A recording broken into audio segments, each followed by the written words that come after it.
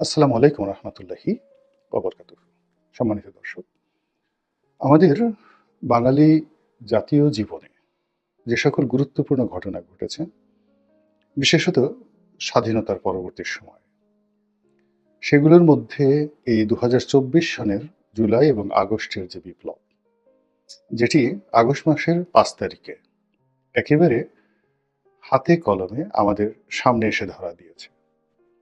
এই মহান বিপ্লব, তাকে আপনি যে নামেই অভিহিত করেন না কেন, প্রতি বিপ্লব নিয়ে যতই ভয় দেখান না কেন, কিংবা দ্বিতীয় বিপ্লব নিয়ে যত বিকল্প কথাবার্তাই বলেন না কেন, আমাদের জীবনে এই জুলাই আগস্ট বিপ্লবের যে সন্ধিক্ষণ মহাক্ষণ, সেটি হলো আগস্ট মাসের ৫ তারিখ।